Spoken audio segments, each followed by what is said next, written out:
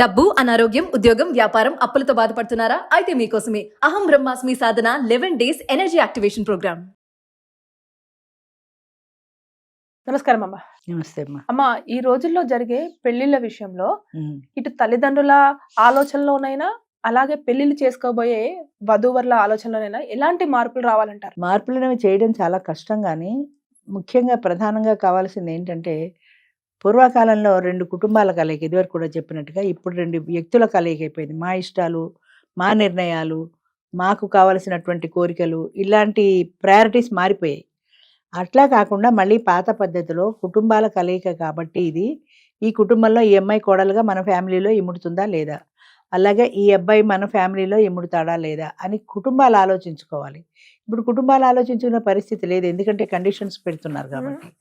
అలా కాకుండా పూర్వం మాదిరిగా, అంటే పూర్వకాలం లాగానే ఉండాలని నేను చెప్పట్లేదు, అప్పటి ఆలోచన విధానం మంచిది కాబట్టి ఇప్పుడు పెళ్లి కొడుకు ఉన్నాడు అనుకో, ఈ అబ్బాయి ప్యాకేజ్ ఎంత అని చూస్తున్నారు ఇప్పట్లో. వాడు ఒక్కడే ఉన్నాడా లేదా, వాడి తల్లిదండ్రులు వాడి దగ్గరికి రాకూడదు అనే ఉద్దేశంతో వీళ్ళు ఉన్నప్పుడు, రేపు పొద్దున మనం పెడతాం మన అమ్మాయి దగ్గరికి, మన ఎవరు చూస్తారు? అలాగే వాడి పేరెంట్స్ని వాడు చూసుకోవాలి కదా అన్న ఆలోచన పేరెంట్స్కి రావాలి. ముఖ్యంగా తల్లులకి, ఆడపిల్ల తల్లులదే ఎక్కువ డిమాండ్ అయిపోయింది. చాలా మంది మగపిల్లల తల్లిదండ్రులు చెప్పే మాట ఏంటంటే, అసలు పెళ్లి కూతురు తండ్రి ఏం మాట్లాడండి, మొత్తం అంతా తల్లే మాట్లాడుతుంది, ఆమెకి అసలు మేము కట్టడి చేయలేకపోతున్నాం అని. అలా కాకుండా ఆ ఫ్యామిలీ మంచిది అవునా కాదా, వాళ్ళ ఫ్యామిలీ బ్యాక్గ్రౌండ్ ఏంటి, ఆ అబ్బాయి మంచివాడు అవునా కాదా, మన అమ్మాయిని బాగా చూసుకుంటాడా లేదా, అది ప్రధానం. అవును. అంతేగాని వాడికి ప్యాకేజ్ ఉందా లేదా, వాడికి కారు ఉందా లేదా, వాడికి ఇల్లు ఉందా లేదా, ఇవన్నీ ఉన్నాయి కానీ వాడు సరైనవాడు కాదు, ఏంటి ప్రయోజనం? లంకంత కంపలో నీ కూతురు కూర్చొని ఆడవలసింది, అంతే కదా. అలా కాకుండా నీ పిల్లని వాడు సంతోషంగా చూడగలడా లేదా అనే విషయం ఎందుకు ఆలోచించరు? అంచేత పేరెంట్స్ విషయంలో కానీ చాలా మార్పులు రావాలి, పిల్ల పేరెంట్స్లో కానీ పిల్లాడి పేరెంట్స్లో కానీ.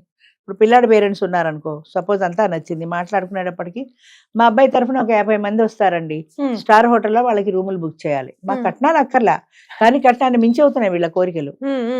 మాకు అదేంటి 3 నిద్రల టైంలో మా అబ్బాయికి కారు కావాలి, మాకు ఉండడానికి ఇల్లు కావాలి, ఇలాంటి కోరికలు మగపిల్లి వాళ్ళల్లో. ఆడపిల్లి వాళ్ళలో ఏంటంటే అబ్బాయికి ప్యాకేజీ బాగుండాలి, అబ్బాయికి కనీసం ఒక కారు ఇల్లు ఉండాలి, వాడు ముసలాళ్ళతో వాడి దగ్గరికి రాకూడదు, ఇలాంటి కోరికలు ఆడవాళ్ళకి ఉన్ననాళ్ళు, ఆడపిల్ల తల్లిదండ్రులకి ఉన్ననాళ్ళు పెళ్ళిళ్ళు సక్సెస్ఫుల్గా నడవు, వెంటనే విడాకులు వచ్చేస్తుంటాయి. అంచేత అలా కాకుండా ఆ కుటుంబం మంచిది అవునా కాదా, ఈ అబ్బాయి ఎంతవరకు పేరెంట్స్ మాట వింటాడు, వాళ్ళ పేరెంట్స్ మాట వినమాట రేపు పొద్దున మీ మాట వింటాడా, పెళ్ళ మాట వింటాడా? అంచేత పెద్దవాళ్ళ పట్ల ఎంతవరకు ఆ అబ్బాయికి రెస్పెక్ట్ ఉంది, అలాగే ఈ అమ్మాయికి కూడా పెద్దవాళ్ళ పట్ల ఎంతవరకు రెస్పెక్ట్ ఉంది, రేపు పొద్దున మన ఇంటికి వస్తే మనతో జాగ్రత్తగా కలిసిపోగలదా, ఇమిడిపోగలదా అని రెండు కుటుంబాలు కలిసి ఆలోచించుకుని చేసిన పెళ్ళిళ్ళు పూర్వం సక్సెస్ అయ్యేవి, ఇప్పుడు కూడా అలాంటివి సక్సెస్ అవుతాయి. పిల్లాడు మాట్లాడుకుని నీ ప్యాకేజ్ ఎంత, నా ప్యాకేజ్ ఎంత, ఇద్దరం కలిసి ఒకే కంపెనీలో పనిచేస్తే వెళ్ళేటప్పుడు వచ్చేప్పుడు పెట్రోల్ కలిసి వస్తుంది కదా, ఇలాంటి మాటలు మాట్లాడుకుంటున్నారు తప్ప కుటుంబాల గురించి ఎవరు మాట్లాడుకోవట్లా. ఒకవేళ మాట్లాడుకున్న వాడు నా పేరెంట్స్ ఉన్నారు, నా వాళ్ళని నువ్వే చూడాలనగానే అది పట్టు ముందే పట్టు అయిపోతున్నది. వాడి పేరెంట్స్ని ఎవరు చూస్తారండి, వాడు మాకేంటి సంబంధం, మాకేంటి సంబంధం ఏంటి, వాడికి అన్నదే వాళ్ళు కదా, ఆ విషయం మర్చిపోతున్నారు. ముసలాళ్ళని మా అమ్మాయి చూడదండి అని తల్లి కూడా చెప్తుంది. అంచేత ఇలాంటి భావాలు వాళ్ళు ముసలి అయితే ఈవిడ కూడా అవదా, ఆ సంగతి మర్చిపోతారు. ఇప్పుడు ప్రజెంట్ జనరేషన్ ఎట్లున్నారంటే, అసలు ఈ 25 ఏళ్లలో మేము ఫిక్స్ అయిపోయి నిలబడిపోయామన్నట్టు ఉన్నారు. 25, 30 రాదా, 30, 60 రాదా, నేటి యువకులే రేపటి వృద్ధులు అంటాను. ఇవాళ మీరు యువకులే, ఒకప్పుడు మేము కూడా 50 ఏళ్ల కింద చూసుకుంటే యువకులమే, కానీ ఇప్పుడు వృద్ధులం అయిపోయాం. అలా ఇంకో 25 ఏళ్ళు పోతే మీరు కూడా వృద్ధులే అవుతారు. వయసు ముందుకే ఎడుతుంది కానీ వెనక్కి రాదు కదా, నాకు వెనక్కి రాదు 50కి రమ్మంటే 70కే కానీ. అలాగే మీరు ఇవాళ 25 ఏళ్లలో ఉన్నవాళ్ళు ఇంకో 50 ఏళ్ళు పోతే మీకు కూడా 70 వస్తాయి. ఆ సంగతి మర్చిపోయి ఇవాళ మేము నవయవ్వనంగా ఉన్నాం కాబట్టి మాకు ముసలాళ్ళతో సంబంధం లేదనుకుంటున్నారు, కానీ ఒక రోజు మీరు కూడా ముసలాళ్ళు అయ్యే రోజు వస్తుంది, అది మర్చిపోకూడదు కదా. అందుకే చెప్తాను ఎప్పుడు, నేటి యువకులే రేపటి వృద్ధులు, ఆ సంగతి మర్చిపోకూడదు. అందుకని రెండు కుటుంబాల కలయికగా జరిగిన పెళ్ళిళ్ళు సక్సెస్ అవుతాయి, కానీ అబ్బాయి అమ్మాయి మాత్రమే మాట్లాడుకున్నారు, వాళ్ళిద్దరే మాట్లాడుకుంటారు, మాకేం సంబంధం అండి, ఊరికే వెళ్ళి 2 అక్షంతలు వేసి వస్తామన్నట్టుంటే అది సక్సెస్ అయ్యే అవకాశాలు తక్కువ. అదే ఈ రోజుల్లో అదే అంటారు కదా, ఎందుకు మీ ఇద్దరికి నచ్చింది మీరిద్దరు కావాలన్నారు పెళ్లి చేశాం అంటున్నారు, అంతే అంటున్నారు. ఎందుకంటే వీళ్ళకి ఇంపార్టెన్స్ లేదు అక్కడ, అమ్మా నాన్నకి ఇంపార్టెన్స్ ఎలాగూ లేదు. అందుకని బాబు మీరు చూసుకోండి, మీరు ఓకే అంటే పెళ్లి చేసేస్తాం, మాదేం పోయింది అంటారు. రేపు పొద్దున్న విడాకుల విషయంలో కూడా ఏదైనా చెప్పాడు అనుకో, మాకేం తెలుసురా, నువ్వే కదా మాట్లాడుకున్నావు, నీదే కదా బాధ్యత, నాకు ఇష్టమే అమ్మా పెళ్లి చేసుకుంటా అన్నావు, సరే అన్నా మేము చేసాం, అందులో మాకేం సంబంధం అంటారు వాళ్ళు. అంతే కదా, నిజం కూడా అంతే కదా. వాళ్ళకి వాళ్ళు ఏదైనా చెప్పినా వాడు వినడు. అందుకని దానికి బాధ్యులు పేరెంట్స్ కూడా ఉన్నారనుకొని వాళ్ళు కూడా బాధ్యత వహించాలి. రెండు ఆయన పిల్లలు కుటుంబాలు కూడా పెళ్లి చూపులలో ఉన్నప్పుడు అంటే ఈ మధ్య కాలంలో అది చాలా రేరే అనుకోండి. ఒకవేళ ఎక్కడో ఒక దగ్గర ఉమ్, అడపతడప జరిగినా కూడా ముందే చెప్తున్నారు మీరు ఏం మాట్లాడకండి. అవును. అది మీ దాకా ఎందుకంటే- వచ్చిందమ్మా? ఆ, ఆ. ఎందుకు మీరేం మాట్లాడకండి అన్నీ నేనే మాట్లాడుకుంటా. అబ్బాయి అమ్మాయి అలా వెళ్ళి మాట్లాడుకుంటారు. లేదా అసలు ఇప్పుడు పెళ్లి చూపులో ఇది కూడా మారిపోయింది. ఇళ్లలో పెళ్లి చూపులు లేవు. వాళ్ళు ఎక్కడో కాఫీ షాప్ లో కలుస్తారు, పెళ్లి కొడుకు పెళ్లి కూతురు. వాళ్ళిద్దరే మాట్లాడుకుంటారు. అసలు పెద్దాళ్లతో సంబంధమే లేదు. వాళ్ళు మాట్లాడుకుని ఇంటికి వచ్చి మాకు ఓకే అంటే పెద్దాళ్ళు మాట్లాడుకుంటారు. పూర్వం ఎలా ఉండేది, అసలు పెద్దాళ్ళు చూసేవారు. ముందు పెళ్లి కొడుకు పెళ్లి కూతురు కాదు, అసలు అవును. పెద్దాళ్ళు చూసేవారు. పెద్దాళ్ళు చూశాక వాళ్ళకి నచ్చితేనే పిల్లాడు వచ్చి చూస్తాడు. అసలు పిల్లాడు చూసే సంబంధమే లేదు. పిల్లాడు డైరెక్ట్ గా వెళ్ళి పెళ్లి కూతురు చూసే పరిస్థితే లేదు. ముందు పెళ్లి కొడుకు తల్లిదండ్రులు ఓకే చేయాలి పిల్లని. ఆ. వాళ్ళు ఓకే చేస్తే సరేరా మాకు బాగానే ఉంది నువ్వు వెళ్ళి చూసిరా అంటే అప్పుడు వస్తాడు.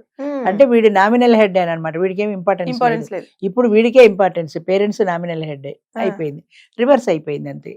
అంచేత పేరెంట్స్ కి రెస్పాన్సిబిలిటీ వాళ్ళది ఉండాలి, వాళ్ళ బాధ్యత తీసుకోవాలి, వాళ్ళ నిర్ణయాధికారం కూడా ఉండాలి. అలానే ఎవరో ఒకరిని వాళ్ళు కూడా ఇలా పెళ్లి చేసుకోమంటారు. కుటుంబం మంచి చెడ్డలు వాళ్ళు కూడా చూస్తారు కదా. అంటే కుటుంబము అంటే పెద్దలు అయితే ఈ పెద్దల రెండు- ప్రేమేం ఉండాలి. పెద్దల పెళ్లి ప్రమేయం అంటే మా లేకపోవడం ఇద్దరిదే కాదు, మేము కాఫీ షాప్ లో కూర్చొని మాట్లాడుకుంటాం అన్నట్టు కాదు. వల్ల. ఎన్నో అంశాలు ఉంటాయి అందులో మాట్లాడుకోవాల్సినవి. అవి మాట్లాడుకోకుండా నీ ప్యాకేజ్ ఎంత, నా ప్యాకేజ్ ఎంత, నీ పేరెంట్స్ రాకూడదు, నా పేరెంట్స్ రాకూడదు, ఇలా మాట్లాడుకుంటే సక్సెస్ అవ్వదు. అది వాళ్ళ అందుకని ఇన్వాల్వ్మెంట్ లేదు కాబట్టి ఈ మధ్య కాలంలో పెళ్లిళ్ళు ఈ విడాకుల దాకా వెళ్తున్నాయి ఎక్కువ. అవును.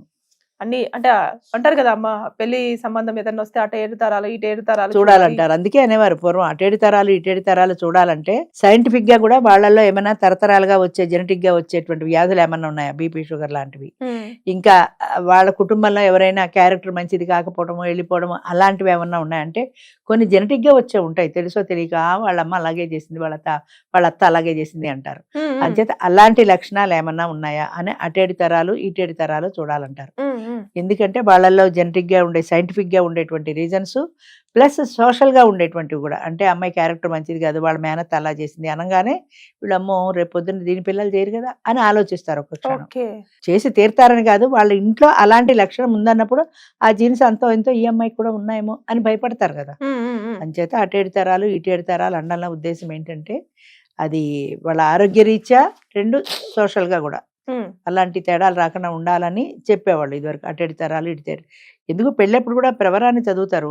వాళ్ళ తాత ముత్తాతలు, వాళ్ళ పిల్లలు, వాళ్ళ పేరెంట్స్, వాళ్ళ జాతకము, వాళ్ళ దాన్ని ఏమంటారు అది, వాళ్ళ పూర్వాపరాలు అన్నీ చెప్తారు. పెళ్లి కూతురికి పెళ్లి చేసే ముందు అమ్మాయి గౌరీ పూజలో కూర్చోబెడతారు. గౌరీ పూజలో కూర్చోబెట్టిన తర్వాత అటు పెళ్లి కొడుకు తరఫు బ్రాహ్మడు, పెళ్లి కూతురు తరఫు బ్రాహ్మడు ఇద్దరు వచ్చి కన్యాం కనక సంపన్నం అని పెళ్లి కూతురు తరఫు బ్రాహ్మడు చదివితే పెళ్లి కొడుకు తరఫు వాళ్ళు వాళ్ళ పేరెంట్స్, వాళ్ళ తాత ముత్తాతల గురించి వాళ్ళు చెప్తారు. పలానా ఇంటి పేరెంట్ వాళ్ళు, పలానా వాళ్ళు, వాళ్ళ తాతలు, వాళ్ళ ముత్తాతలు, వాళ్ళ వంశ చరిత్ర అంతా ఆయన చెప్తాడు. ఇప్పుడు ఎక్కడ ఉన్నాయమ్మా? ఇప్పుడు ఎక్కడ ఉన్నాయి అసలు అవన్నీ? అసలు ఇవన్నీ ఎప్పుడో పోయినాయి అవన్నీ. అవన్నీ చాదస్తం కింద తీసేశారు. కానీ నిజంగా పెళ్లి మంత్రాల అంటే అవన్నీ సంస్కృతంలో ఉంటాయి కాబట్టి మనకు కూడా తెలియదు. పెళ్లి మంత్రాల అర్థం తెలిస్తే ఎవరు ఇలాంటి తప్పులు చేయరేమో అనిపిస్తుంది. ధర్మేచ అర్ధేచ కామేచ మోక్షేచ నాతి చరామి అని పెళ్లి కొడుకుతో అనిపిస్తారు. అంటే ధర్మార్థ కామ మోక్షాల్లో ఈ స్త్రీని నేను విడువను అని దాని అర్థం. ఏడాదిగా తెరకన విడాకులు ఇచ్చుకుంటున్నారు. విడువను అన్నదానికి ఎక్కడ నిలబడుతున్నారు. అంచేత పూర్వం ఆ మంత్రాలకి అంత అర్థం ఉండేది. ఆలోచన విధానం ఇన్ని రకాలుగా మారుతున్నది తప్ప పెళ్లి అనేది నిలబడదంటారు. అంతేకాదు ఇన్ని రకాలుగా వాళ్ళు ఆ మాట మీద నిలబడాలి కూడా. తెరసెల్లా గానీ జీలకర్ర బెల్లం గానీ పెట్టినప్పుడు వాళ్ళు సుముహూర్తం నిర్ణయిస్తారు. అది తాళి కట్టేది కాదు, అది జీలకర్ర బెల్లాలు పెట్టింది సుముహూర్తం. అంటే మొట్టమొదటిసారిగా పెళ్లి కొడుకు పెళ్లి కూతురు ఒకరినొకరు చూసుకునే సన్నివేశం అది. ఇప్పుడు అన్ని అయిపోయాక పెళ్లి చేసుకుంటున్నారు. తెరసెల్లా అడ్డం పెడతారు. ఎందుకని? వాళ్ళు చూసుకోకుండా అది పెట్టిన తర్వాత తెరదీస్తారు. ఆ తెరదీసి ఆ సుముహూర్తం టైంలోనే ఒకళ్ళు చూసుకోమంటారు. ఎక్కడ ఆయన ఎవరో ఉన్నాడు చూడు, ప్రవచనాలు చెప్తాడు, ఆయన చెప్పాడు ఒకసారి ఇలా పెట్టి టీవీకి పోషిస్తున్నారు. కెమెరామెన్ ఉంటాడు కదా, నువ్వు తెర పెట్టి వాడిని చూడడం బదులు ఆ కెమెరా వాడి ముఖం చూస్తున్నావు. నువ్వు మంచి ముహూర్తంలో పెళ్లి కొడుకు మొహం మానేసి వాడి ముఖం చూస్తున్నావు.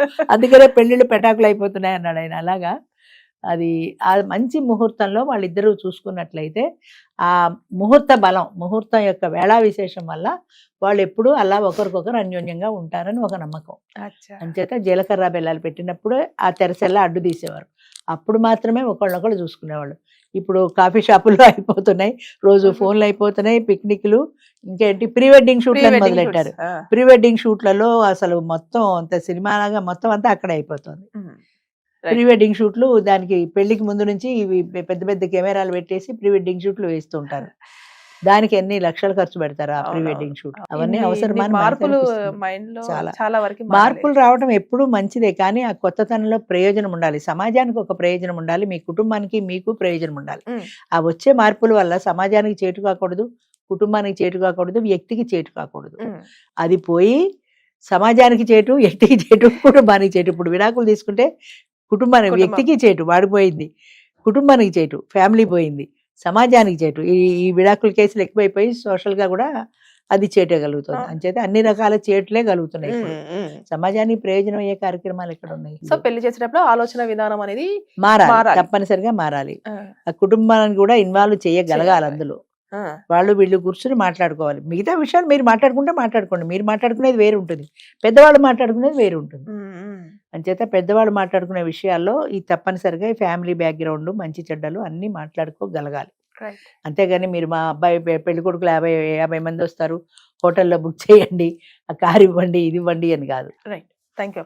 ఓకే అమ్మా.